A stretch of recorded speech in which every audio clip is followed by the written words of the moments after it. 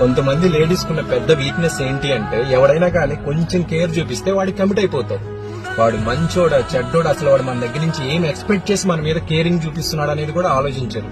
ఇంకా దారుణం ఏంటి అంటే, పెళ్లైన వాళ్ళకి ఒక మొగుడున్నాడన్న సంగతి కూడా మర్చిపోతున్నారు. అసలు కేరింగ్ అంటే ఏంటి? 3 పూట్ల టైం టు టైం తిన్నామని అడిగేవాడిది కేరింగా, మీకు 3 పూట్ల తిండి పెట్టేవాడిది కేరింగా?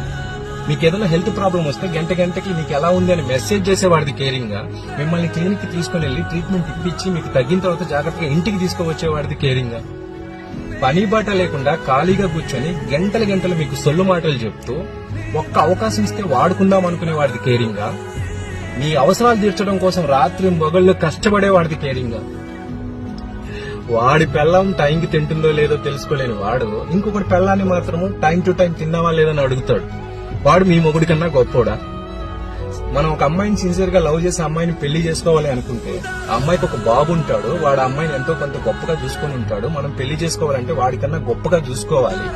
అంటే ముందు మన లైఫ్ లో సెటిల్ అవ్వాలని థింక్ చేయకుండా గ్యాప్ దొరికినప్పుడల్లా ఆ అమ్మాయిని తీసుకుని వెళ్లి గేమ్స్ ఆడి పంపించేవాడు మీ నాన్నకన్నా గొప్పోడా?